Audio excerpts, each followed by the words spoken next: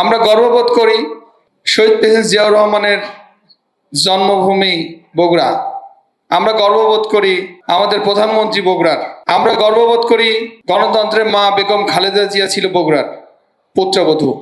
অযৌক্তিক দাবিতে গত বিএনপির শেষ সময় আমরা আন্দোলন করেছিলাম। আসলে এখানে বক্তব্য দেওয়ার কিছু নাই, আমরা সবাই বগুড়ার মানুষ।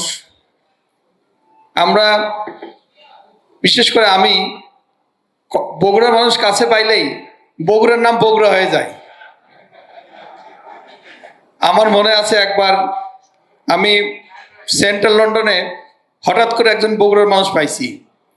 তো ওর সাথে কথা বলতে বলতে বগুড়া ভাষা কখন যে বলা শুরু করে দিছি ওর সাথে, ও তখন আমাকে বলতেছে যে ভাই আমরা কিন্তু বগুড়া ভাষায় কথা বলতেছি। আমরা বলছে আমার মনের অজান্তেই বগুড়া ভাষা চলে আসে। তাই এমন হচ্ছে এখন, মানে আপনাদের সাথে কথা বলতে যে বগুড়া ভাষা বারবার টানতেছে, খালি বগুড়া ভাষা বলতে ইচ্ছে হচ্ছে। আচ্ছা যাই হোক, মানে আমার এলোমেলো হবে, কিন্তু বগুড়া এবং সাধু চলিত সব মিক্সড হবে, আপনারা ক্ষমা করবেন। এখন ঘটনা হচ্ছে, কালকে বগুড়াতে গেছিলাম, কালকে আসছি। ওখানে একটা বক্তব্য দিছিলাম, আমি ওই বক্তব্যটাই কপি করি। সেটা হচ্ছে, বগুড়ার মানুষ মানে সবাই যে বিএনপি করে তা ঠিক না। এখানে কিছু অন্য দলেরও মানুষ আছে, তারাও ভালো, তাদের ভূমিকাও ভালো আছে। ভূমিকা ভালো আছে বলেই বগুড়া যেটুকুই উন্নয়ন হয়েছে, এসব ভালো মানুষের দ্বারাই উন্নয়ন হয়েছে। আমরা গর্ববোধ করি শহীদ প্রেসিডেন্ট জিয়াউর রহমানের জন্মভূমি বগুড়া। আমরা গর্ববোধ করি আমাদের প্রধানমন্ত্রী বগুড়ার। আমরা গর্ববোধ করি গণতন্ত্রের মা বেগম খালেদা জিয়া ছিল বগুড়ার পুত্রবধূ। মোহাম্মদ আলী সহ অবিভক্ত বাংলার অনেক নেতাই ছিল বগুড়ার, যাদের পরিশ্রমে বুদ্ধিমত্তা দিয়েই যেটুকু এগিয়েছে বগুড়া, এগিয়েছে তাদের জন্যই। আমরা ধন্য। সেসব নাম বলতে গেলে এখানে অনেক বড় বক্তব্য হয়ে যাবে। আমি শুধু ওই যে কপি করতে চাইছিলাম সেটুকুই বলি।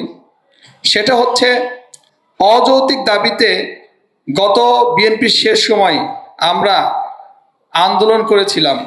আসলে আন্দোলনের পেছনে মানে সরকারকে একটা বিব্রত অবস্থায় ফেলানোর ভূমিকাই ছিল বেশি।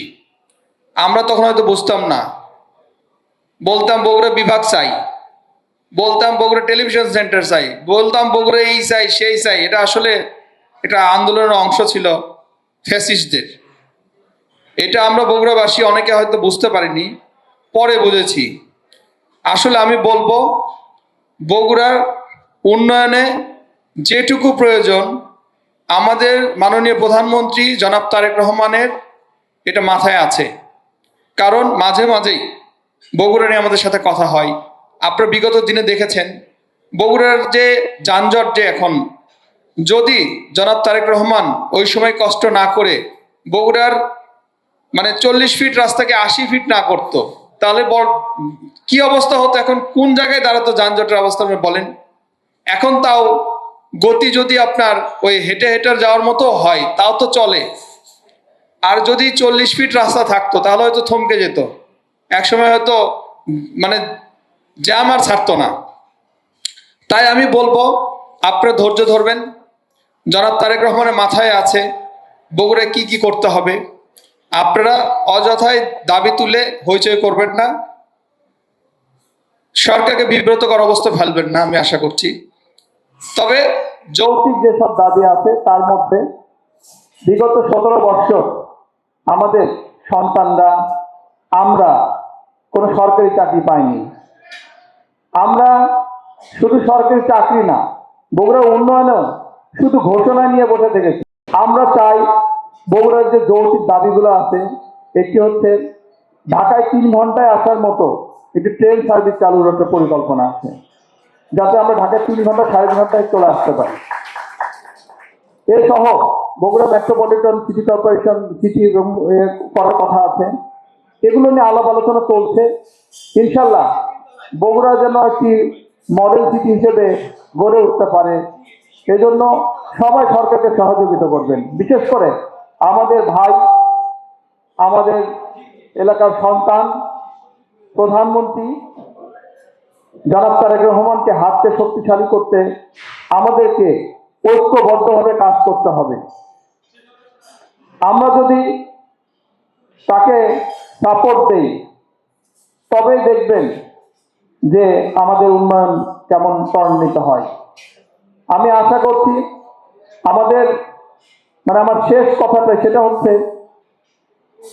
আমাদের মধ্যে যে জিনিসটা আছে, প্রতি বগুড়ার যত অনুষ্ঠান আছে সবগুলোতে বক্তব্য বলি, কেউ উপরে উঠছে আমরা পা ধরে টানবো না, আমরা সেখানে কাঁধ বাঁধিয়ে দেব। কেউ কথা বলছে তার বিরুদ্ধে আমরা যাব না, সে ভুল বললে তাকে সংশোধন করে দিব, কিন্তু তার বিরুদ্ধে আমরা যাব না। আমাদের ঐক্য সবচেয়ে জরুরি। আমরা দেখেন বাংলাদেশের বিভিন্ন জায়গায়, যেমন আপনার নোয়াখালী, যেমন আপনার বরিশাল, যেমন আপনার চিটাগং, এগুলো যে ঐক্য, আপনারা কেন আমরা সামান্য এই জিনিসটাই হতে পারি না? আমরা কেন হতে পারি না? আমাদের হতে হবে, কারণ আমরা যদি নিজেরা আরো বাধাবাধি করি তাহলে যে কথাগুলো বললাম, উন্নয়ন সহ চাকরি টাকরিগুলো বললাম, এগুলো কিচ্ছু হবে না।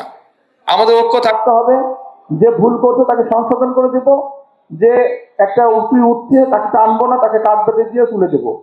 তা আমাদের কথা থাকবে এটাই, আমরা একে অপরের পরে আমরা থাকবো, আমরা কাজ করবো, মিলেমিশে থাকবো।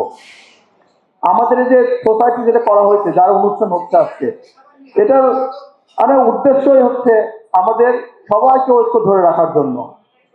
আর একটা দেশের কিন্তু উন্নয়ন এবং এর পক্ষে কিন্তু আপনার কালচারাল জিনিসটা কিন্তু খুব বেশি ভূমিকা রাখে।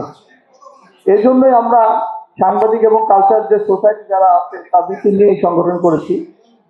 তা আমরা সংগঠনের উদ্দেশ্য হচ্ছে সবার থাকবে যে বগুড়ার জন্য উন্নয়ন হয়, এটাই। আর সবাই মিলেমিশে থাকবেন।